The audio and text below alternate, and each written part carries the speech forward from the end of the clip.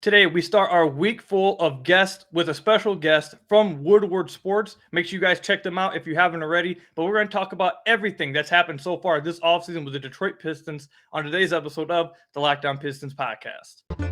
You are Locked On Pistons, your daily Detroit Pistons podcast. Part of the Locked On Podcast Network. Your team every day.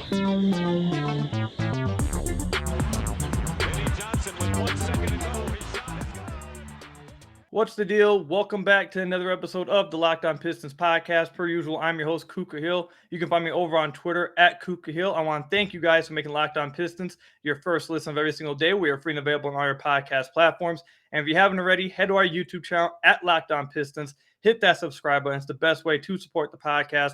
We're on our way to 5,000 subscribers. Or if you listen to this on one of the podcast platforms, you want to find another way to support the podcast, go down below to whatever podcast platform you listen to this on. Go to the rating system. Leave us a 5-star review. That's another great way to support the podcast. So before we get into today's episode and start talking with our guest from Woodward Sports, you guys will all probably know who he is.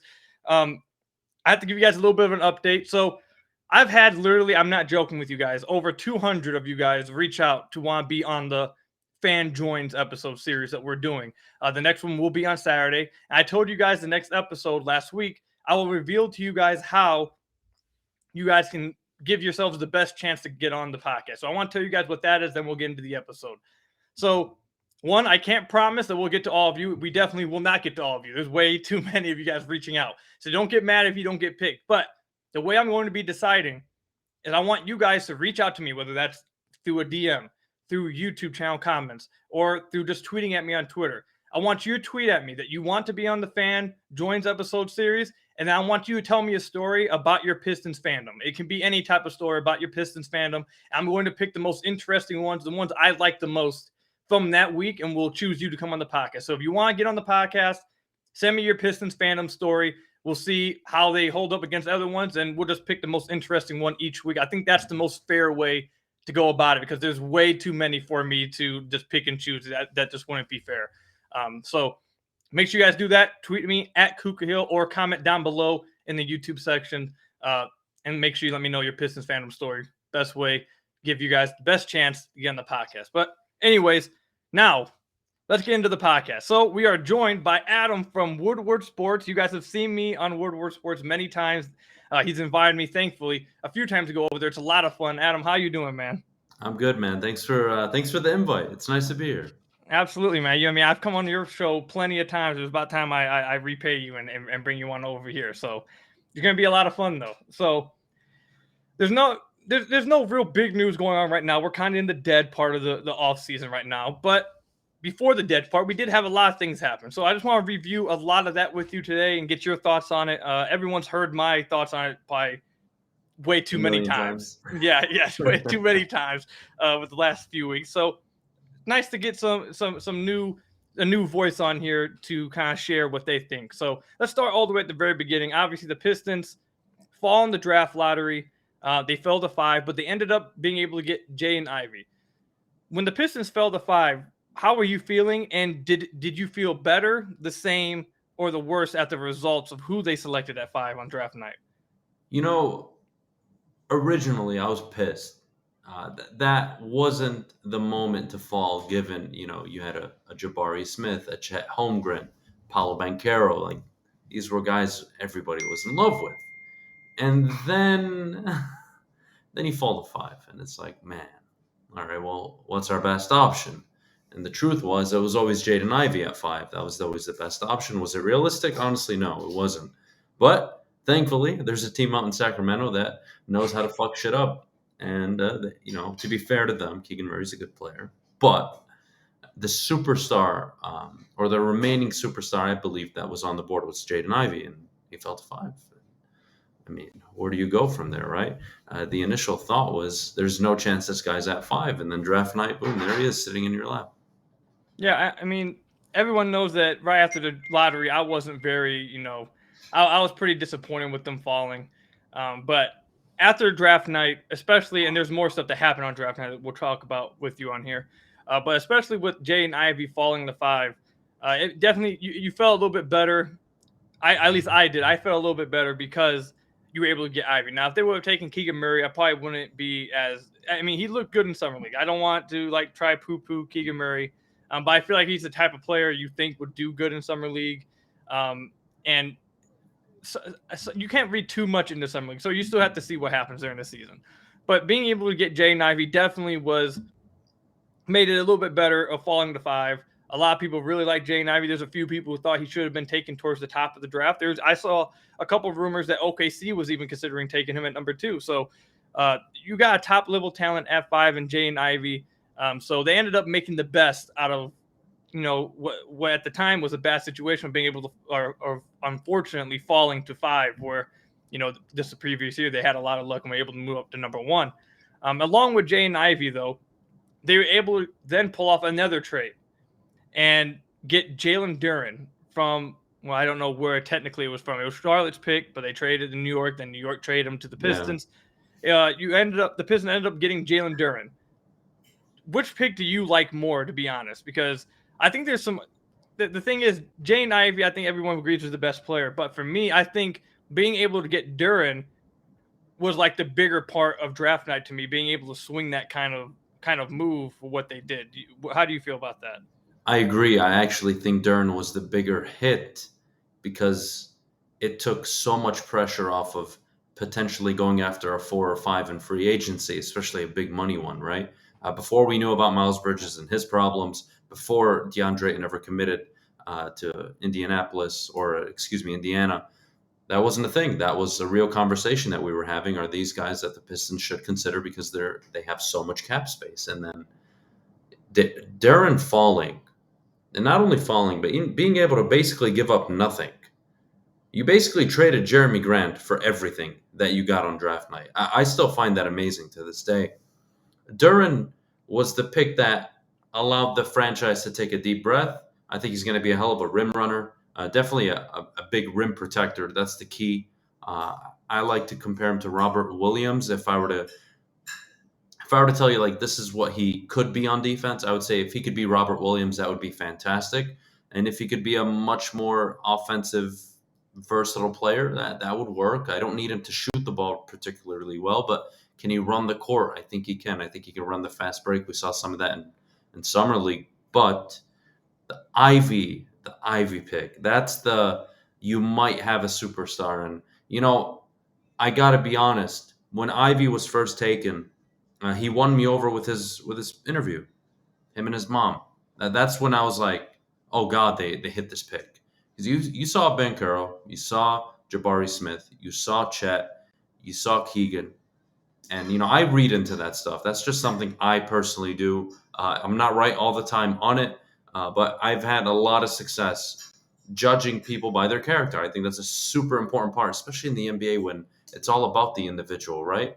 In football, you can be selfish, but it doesn't matter because the team will override you at the end of the day. In basketball, you typically, if you're the star, you have all the control, all the power. And what I see is a humble kid, a kid that's going to be, I believe, one of the most talented, if not athletic guards in the game in a few years. They say Russell Westbrook, John Moran. I'm not a fan of comparisons, but the point is he's uber athletic. And I saw a kid that has uber athleticism, uber talent, with really the work ethic of a blue-collar American. And that's very rare, especially in Detroit, right? You get him in Detroit. We talk about fits. Sacramento was good for Keegan Murray. It just was. He could be a 3, no pressure. De'Aaron Fox, Domantas Sabonis, they would handle all the pressure. He's there to just get you buckets. Jaden Ivey walks into a situation where, hey, man, we're looking for you to be the co-star eventually. And I know people are high on Sadiq Bey, but I just have this very good character judgment feeling that this guy, of any player selected in the top 5, I think has the highest upside in terms of character and work ethic. Banchero's a tough second place in that category. I think Chet's 3rd. I put Jabari 4th, and I put Keegan at 5th. And I could be wrong, but I walk away from the draft saying, holy shit, if that's anything remotely to what Dwayne Wade was or what John Morant is, the Pistons are going to the Eastern Conference Finals at least 4 or 5 times in the next decade. Yeah, absolutely, man. I agree with everything that you said. overall, just draft night with Jaden Ivey, Jalen Duren, what you did to get Jalen Duren. Like you said, you basically gave Jeremy Grant in a long-winded way. We've talked about that in the podcast many times. In a long-winded way, Troy Weaver was able to pull off Jeremy Grant by flipping him and then flipping what they got for him for something else, then flipping that for, in a long-winded way, was able to get him for Jalen Duren and a few other salary fillers that are expiring at the end of the season. So you keep that cap flexibility. You get another big piece to your young core while also getting Jaden Ivey at 5, someone who figures to have a pretty high ceiling and a chance, like you said, to be a co-star with Cade Cunningham. It was a great draft night for the Pistons. When we come back, we'll dive into some of the other things that have happened in the offseason. We'll get Adam's thoughts on the Pistons' future and their young core. But first, I have to tell you guys about one of our sponsors, a little bit about Built Bar. If you haven't tried Built Bar Puffs yet, you are depriving yourself of one of life's greatest joys. And guess what? There's a new flavor. Ready? They're absolutely delicious, indulgent cookie dough. Covered in chocolate, that's right, Built has done it again. Let me introduce you to their new favorite, cookie dough chunk puffs. Have a light and chewy texture, real cookie dough chunks, and of course, they're covered in 100% real chocolate. All of the joys of eating cookie dough without the hassle of having to make it. Plus, it's absolutely healthy for you. Cookie dough chunk puffs are only 160 calories, and they have a whopping 15 grams of protein in them. Run to Built.com to snag a box for you and the family. It will be a perfect treat. Or you can find a real good hiding place and just hoard them all for yourself. I don't recommend doing that. You may cause some enemies in your household. Like all Built Bars, the new cookie dough chunk puff is covered in 100% real chocolate. That means that they're healthy and tasty. Chocolate-covered cookie dough with light, fluffy texture. So good. You are going to love the new cookie dough chunk puff, whether you need a snack for your workout, a late night treat, or just need to grab a quick bite for the night. Built is the perfect protein bar, and they taste better than a candy bar. Ditch the calories, fat, and sugar. Grab yourself a Built Bar today. Go to Built.com, use promo code LOCKED15, and you'll get 15% off your order. Again, go to Built.com, use promo code LOCKED15, and get 15% off your order. Built Bar, the best tasting protein bar ever. So I want to thank you guys again for making Locked On Pistons your first listen of every single day. We are free and available on all your podcast platforms. And if you haven't already, head to our YouTube channel at Locked On Pistons. Hit that subscribe button. It's the best way to support the podcast. We're on our way to 5,000 subscribers. Or if you're listening to this, one of the podcast platforms, go down below in their rating system. Leave us a 5-star review. That's another great way to support the podcast. So let's get back into it. Anyways, Adam, so we just got done talking about the draft, and I think a lot of people, and we've even seen a ton of people at ESPN, Fox, a bunch of bigger places talking about how the Pistons won draft night. And I think a lot of people would agree, and that has left the Pistons, and I should say Pistons fan base, one, getting new fans, people bandwagoning all of a sudden, and two, just the core community probably is more excited to me, I feel like, and more joyful and I guess anxious for the season. I've seen them in a long time. And that has everything to do with their young core right now. So we just talked a little bit about Jalen Duren and Jaden Ivey, but you throw them into a young core that features so many other players. And when we were just looking 2 years ago at a team that was full of middling vets, I don't want to say old guys in Andre Drummond, but he wasn't young anymore. He was around 25. Guys get just say it. Guys getting up there in age, and they didn't have much of a young core. Their young core at the time was Bruce Brown and Luke Kennard. And Troy Weaver has done a great job of flipping that in just 2 years. And now I think the Pistons, you can say, have one of the most entertaining or exciting young cores in the league moving forward. Just what are your thoughts on the Pistons young core that they've made this offseason? Who knows? With Weaver, you never know. That he could have another thing up his sleeve by the end of the offseason. But as of right now, just what's your thoughts on this young core the Pistons have assembled of like 6-7 guys? Yeah, I'd put it top 5 in the NBA easily in terms of young cores. It's definitely top 5. I'd say closer to 2 really than 5, but it doesn't matter what I think about where they rank. I think what's important is we're starting to acknowledge, hey, this team could be a problem in the future. You mentioned Killian Hayes, Sadiq Bey, Isaiah Stewart, just to name a few, Isaiah Livers. You have this group of 4 individuals over here to the left side, and then you have Cade Cunningham, you have Jalen Duren, now you have Jaden Ivey. And these are the young core now going into their second year, and then obviously the rookies going into their first. I haven't seen this outside of early Golden State and early Boston recently. These are the two recent examples of teams that did it this young. I know Memphis made a hell of a run. They had a hell of a record without Ja. I don't know how sustainable that is. They, in my opinion, Desmond Bain and Jaren Jackson are not a long term solution as a 2 and 3 with Ja Morant. But the point that we're getting to is, I think this core is special. I think it's young. It has a lot of potential. Does Killian Hayes drive me crazy? He does. He's a guy who he's just one of those guys where you look at him and say, dude, you have like all the gifts in the world. Court vision, ability to play lock. I don't want to say lock down defense, but damn it, he could get there in the future. And he's a problem on defense. You don't want him guarding you. You want him passing the ball to you. He can dribble penetrate. He's a guy that can get to the rim, but is he aggressive enough and does he shoot enough? And no, I'm not asking him to get me 20 a night, but cool. One of the things, the mysteries with Killian is what does his game look like offensively? I still don't know how to answer that. I still don't. And I know he's barely played over a season in his 2 years, handful worth of games, but this year is an important year. He needs to develop. We just saw Isaiah Stewart totally change his game. Yeah, I mean, he was doing it down the stretch to an extent, but the fact that he walked into Summer League and just nailed shot after shot, and the arc was beautiful. And forget the arc, the form. One of the biggest things about shooting the basketball, and dude, I mean, you're a great hooper. You know what it's like. Can you repeat your shot? And I'm not talking about making it. Making it comes with time, but practicing, can you have the same shot consistently? When you're a big man, that's one of the hardest things to do. Shaq struggled at the free throw line. Big men typically struggle at the free throw line, and that's what we see, that their inability to get the same shot off day in, day out. And Isaiah Stewart seems like he's addressed it, and it's going to be a problem at the 4, and that gives you so many pieces. And one of the low-key things I'm frustrated with is that Dwayne Casey is going to be the one dictating what these rotations look like. He really pissed me off probably from December to late January. I mean, some of the rotations, Corey Joseph getting a ton of minutes. I don't want to get into it. I don't want to get angry. But the point is, you are going to have the ability to have Killian Hayes on the court with Cade Cunningham off of it, with the option to pass the ball to Saddiq Bey, Isaiah Stewart, who can knock down a 3, who can run a pick and roll with Jalen Duren, or can get the ball to Livers. You can get the ball to anybody you want to put. I mean, this lineup is going to be super flexible. You're going to have Jaden Ivey. When Cade's on the court, is Ivey on the court? And when one of them aren't, who's the dominant ball handler? And when both of them are off the court, well, damn it, you still have Saddiq Bey and you still have Killian Hayes. And these are guys more than capable of distributing the ball, more so Killian Hayes and Saddiq, but it's promising. Promising is the key word.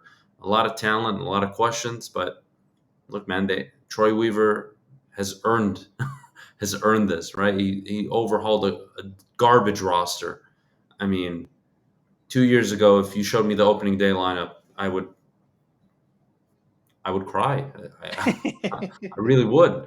Svi, Drummond, I don't even want to go into it, but he's earned the right, and he's done a hell of a job of putting together a young core of team. Now, are they going to deliver? Are they going to be successful? That rides on Cade, rides on Jaden, rides on Saddiq, because you're going to need a young 3, and you're going to need really 2 stars. That's the formula to winning in the NBA, 2 stars. I'm not sure how you feel about Saddiq Bey becoming a star. I still think he's a liability defensively, and he's got a lot of work to do offensively, at least in terms of reading the game, but he showed flashes. He's a certified bucket. That's a guy that can get you 21, 23 a night this year. But is he the star, or are we looking at Jaden Ivey and saying, hey, kid, 2-3 years from now, we want you like the Batman and Robin with Cade Cunningham?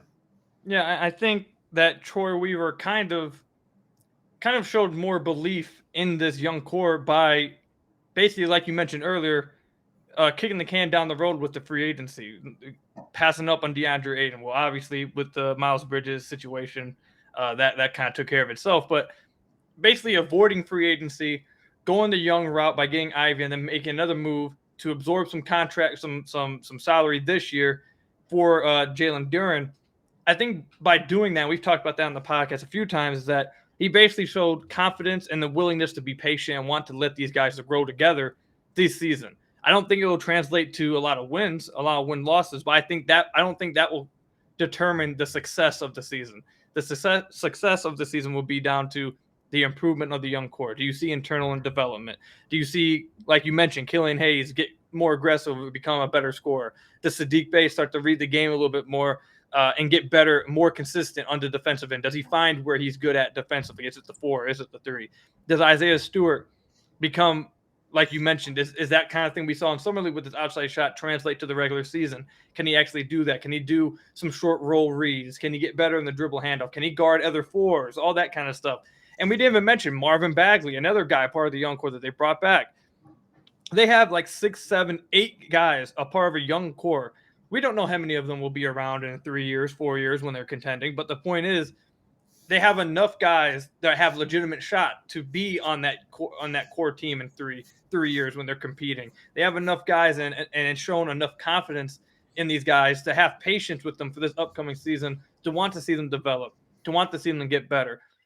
And the best thing about it is these aren't guys like you mentioned, Svi, or I mean, I guess at the time people really liked Luke.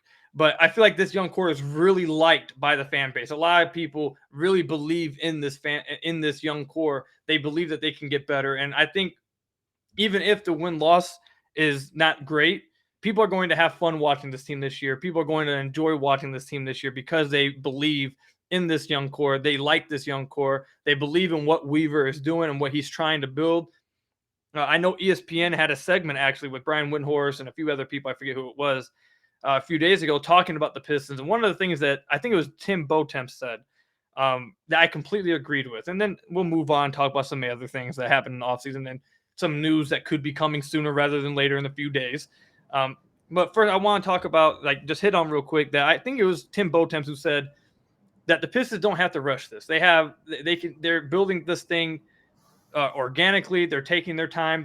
They can afford to be patient. A lot of these guys are under 22, 21 years old. The oldest guy part of the young core is, like, I think Marvin Bagley at 23, 24 years old. They can take time. They can be patient. They can grow this thing together. And last point I'll say, I don't want to rattle on too long, but I like how you mentioned about the Memphis Grizzlies, because that's a big comparison I see a lot of people use for, oh, well, this team doesn't need to wait 2 years or another year to be good. They can do it now. I agree with you that I don't know how sustainable what we saw from the Grizzlies was last year. That's one. And two, I feel like the Grizzlies are, even if they do sustain that, they are the exception, not the rule. Things don't just go like that immediately. You have to take time building things. You have to develop guys, and it takes some time sometimes. And if it takes another year of developing, so be it. And I think Troy Weaver has kind of showed that he's willing to let that be the case by kicking that can down the road. Well, what year is John Moran? He's going into his fourth year, right? Going into his 4th year. So it's been 3 years. That's their superstar. You've had 1 year of Cade Cunningham. So no, it's not fair to compare to the Grizzlies, because we need to talk about Cade Cunningham 2 seasons from now and what that looks like. Not just, well, we had 1 year of Cade Cunningham, who is our superstar. And, well, what are the results? Like, it's a different situation. I do like to believe. I don't think it's sustainable, but at the end of the day, you look at the young cores, the young stars, Luka Doncic, John Morant. Are you more confident in their supporting cast in the next 2-3 years, unless they go all in on free agency? Or are you looking at Detroit and saying, you know what? That reminds me of Boston. That reminds me of Golden State. I would take Detroit. Yep, I agree with you. All right, when we come back, we'll talk about some of the other things that have happened this offseason and what our thoughts are moving forward with this team. And also, there's some news that could be breaking in the next, 24 hours. We'll talk about that on the podcast. But first, you guys got to hear from some of our lovely sponsors.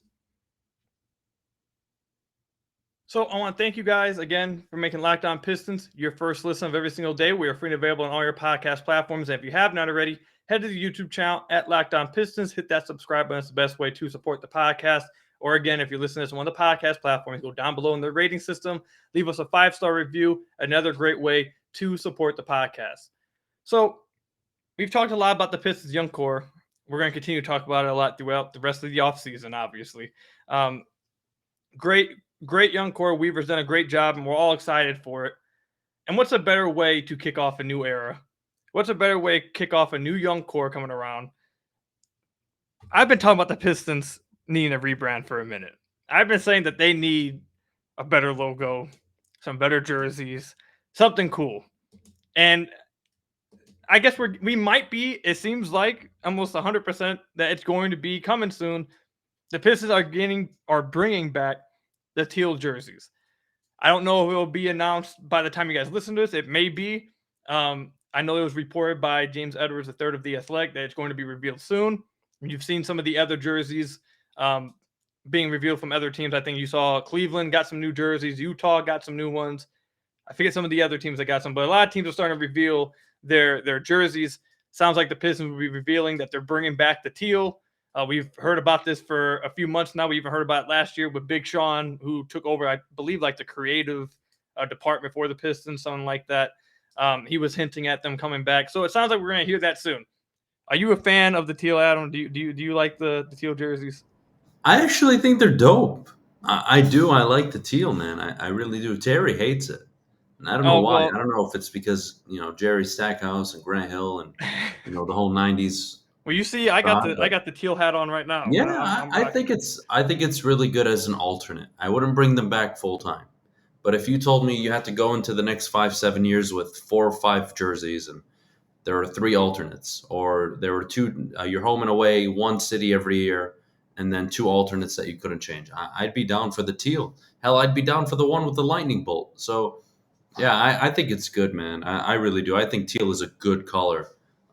People associated with losing, whatever. They made the playoffs multiple times wearing teal. That wasn't a problem. I think people are just upset because Grant Hill didn't work out, and I think that's what kind of puts a bad taste in most people's mouths. Even though that Grant Hill jersey in the teal is probably one of the most sold jerseys now. Yeah, exactly. So I think, I mean, I think a lot of the people who don't like the teal, and this is not to offend anybody who's listening to the podcast, but it's more of the older demographic. And there's a bunch of reasons I've seen that they don't like it. A lot of things that people around my age or your age just don't really care for. They don't really, it doesn't matter to them because we weren't really alive. And I was barely born. I don't think I was even born when they came out. So a lot of those issues that they hold against the teal, we don't care about. And the younger demographic seems to really love the teal. And with the new young core taking over for the Pistons, a new era of the Pistons, I think it's right that they come out with some new jerseys. I think it's right that they start to try to. I think they should go for a rebrand of I think the logo should change. I don't like the logo. I think it's very bland. I don't like a lot of the jerseys. I like the red. I like the all red jerseys, but that's only because, and I've talked about this on the podcast many times. My favorite Pistons jersey was the all red back in like 2006-07. That was my favorite one with the Pistons. It was like, I remember I had a Chauncey Billups jersey, all red. I remember. That was my favorite jersey. These ones that they've had over the last few years, I have not liked them. The alternates that they've done, the Motor City one, the city, like the, what was it, purple or dark blue? No. Like, all that stuff was dead. I liked the jersey they did last year, the all red ones they did, simply because, like I said, it was all red. With the teal, I like the teal. I have memories of playing, like, I think it was NBA Street Volume 2, with like when it was Mario, Luigi in the game, whatever, and the teal was the Pistons jerseys. I really that right there made me really like them from that point. However, I'm gonna throw a take out there real quick. While I like the teal jerseys, I am now of the opinion, I feel like that I might ruffle a few feathers with this right here. I think the Pistons need to stop going back in time and like create a new era. Like, I feel like it's a new time, it's a new era. And while going back in time and showing respect to what they were, going back and showing respect to the previous jerseys, I feel like that they need to like try to create their own era now. I don't like for example, let me just give this example. A lot of people want them to be like, oh, well, you have an identity. You have to be like the bad boys. You have to be like this and that. Well, yeah, you could, but also you could create your own thing. I feel like the Pistons at this time, in 2022, should be trying to create their own thing. So I like the teal. I'm happy they're bringing back the teal because I think it's really cool. I'm going to get a jersey. I'm going to get a K teal jersey immediately. I like it. I'm cool with them being alternates. However, I would love to see them try to assert a new era of like things to be remembered by. So like when you see that, whatever it is, whether it's a logo, jersey, a new flooring, and the arena, something. When you look at it, you're like, oh, that's the Cade era. That was the Weaver era. That, like, I want to see them make their own imprint on the Pistons legacy. And obviously they have to win before that happens, but like, just from a looks perspective, that's where I'm at with it. What do, right? You're the Pistons. I mean, the Clippers botched their rebrand. Rebrands are scary, man. What do? Do you bring back the actual Piston, like what's on your head, and you Yes, reformat I'd it be in a support different of this. version? Yeah, a different version of it, maybe. The Lakers haven't had an issue. I don't mind the original Pistons logo. Which one? I don't Which is the mind original one? Which one are you the talking one about? behind you. I don't Oh, mind which the one? Oh, this original. right here? Yeah. Okay. So, I mean, obviously we associate it with the bad boy Pistons, but for me, that's something that can always be the logo. And then I think the Pistons have done just such a bad job with city versions, alternates for the last 4, 5, 6 years that we've kind of just gotten sick of the same old stuff. I think their jerseys could be better. The Pistons going across is fine. I just think there needs to be more. I'm not even talking about decal. It could be some type of geometry design. It could be as simple as maybe a cityscape on the bottom of the jersey. I don't know. I'm not a freaking jersey designer. But the point is, like, try something, not the same blue and white every year. And then you know what's coming across the chest. You have the number in the center. It's like, change it up. Even the Warriors have done such a good job with this. Even though I haven't liked some of them, at least they're doing it every year. Mhm. Every year there's something new. And with the Pistons, it's like it's new, but it's the same thing. Yeah, that's just. I should have clarified my comments by saying you have to win first. Obviously, they need to like win, obviously, to really be identified as this era. If the Clippers would have won, honestly, I would have vomited. I hate their rebrand. I think it sucks, man. They did such a piss poor job. I mean, that ruined my whole conception of rebrand. I know they rushed it because of new ownership and stuff, but oh man, you could totally botch a rebuild. Granted, Big Sean's in charge of creative, I think, in the community too, but we'll see, man. Rebrands are always difficult because it's easier to mess it up than it is to hit a home run. That is true. That's very true. I don't know, man. Let me make this clear. I like the teal. I very much like the teal. Like this logo. You're right wearing here, a hat, of course you are. Yeah. The teal is good. This logo was my favorite Pistons logo when they had the horse. It was my favorite one. I don't like the basketball, but there's other logos. I think the Lakers have a basketball, don't they? And one of their logos have like a basketball on it. The basketball can work. I just don't like the basketball. I think it's very bland. I like the logo with the horse, but my overall point is that eventually, and again, they have to win. But eventually, I'd like this era of Pistons basketball to be known as their own era, not like I just want them to be identified by something else. I want them to make their own imprint. I don't want them to have to keep going back to the Bad Boys or the Teal or the 2004 team. Like, I'm tired of hearing about the Bad Boys and the going to work team. I want to hear about the Cade era. And again, they have to win first. It has to happen. But like, I think along with that, especially with them being super young too, and I feel like a lot of the fans for the Pistons, I feel like are becoming more younger. They're having more influx of younger fans. I feel like that you kind of need to like relate to them too.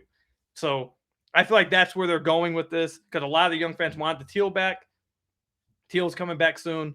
But I think the next step is start to try and make your own era, try and make your own imprint on it. But I'm very happy that the Teal's coming back. You have your mic muted. Rip. You're good. I mean, 2K5 was like my endorsement of the Pistons Teal. That's when I was like, I think it was 2K5 where That's it was the one with Ben Wallace on the cover, right? Yeah, Ben Wallace was on the cover, and 2K5. Yeah, I'm with you though. I think if you can do something cool with that piston on your head, that's something that you could do something like Milwaukee did. Milwaukee did a hell of a job with this. You remember Milwaukee's logo with Ray Allen? Mm-hmm. It wasn't all that pretty. It was pretty ugly. You had the purple in it. They didn't make it work. And then they went to this cream green modern buck. And if you can somehow put together a modern piston, that's a home run to me. It can't be a basketball. It can't be just fontography. It has to be a piston, not that specific one on your head, but a modern version of it. And I think if they pull that off, it's a home run. I would very much agree with that. I would love to see that. This right here, I'm not joking. This might be like one of my favorite logos ever, like of any team. Like It's a dope logo. The Piston logo. I don't know why they got rid of it, dude. I think this is like my favorite logo ever. I'm not gonna lie, of any team in any sport. I'm not gonna lie. Wow. I'm I don't know, thrilled, man. man. The Red Wings have the GOAT logo, but Now the Red Wings do have. I'll say that the Red Wings do have a really good logo, and I like the Red Wings jerseys too. I like the Red Wings and just everything about them. I really like theirs. I'm not a big hockey fan, but theirs, I rock with all of them. It's up there. It's definitely like top three ever. Like, see, this is the last thing we'll say, and then we can wrap it up. They did a great job, though. This is what I mean. Like, so they have a puck in there. Obviously, it's hockey, but they did a good way of just not having it just be a puck. They like made it cool. The basketball, I need more than just the basketball, man. Like if they like, for example, I'm kind of going to flex here. This is going to be a minor flex of what I got going on over here. So I have a tattoo on my shoulder. Hell if yeah. they would have did something like this, look, I'm going to show for you guys on YouTube. I'm going to show you guys right here. If they would have done something like this, where they got the skyline of Detroit, like on the basketball for the Pistons, something like that, that would have been cool. But you can't just have the basketball. You got to have something with the basketball for me. I'm with you, man. I think look at Milwaukee. Figure out a way to make that piston somewhat cool and simple. Like that's another thing. The piston is so badass on your head, but it's complicated as hell to work with. Like as a designer, it's just so much going on. Simple is so important, and I think Milwaukee has one of the better logos in basketball now. Even Golden State adopted this. Remember Golden State's ugly ass logos? So, simple, modern. That's the way to go. If they take that piston and figure out a way to make it, I don't know, modern looking, that would be fantastic. Fair enough. I agree with you. All right, man. We'll wrap up the podcast there.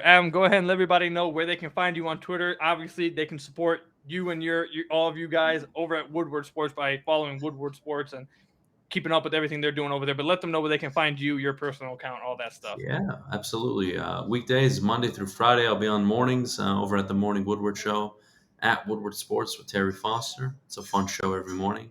Koo, you're on a ton of times, so that's always good. Yeah, we got a lot of stuff going on at Woodward. We have a few other shows. We have Woodward Pistons.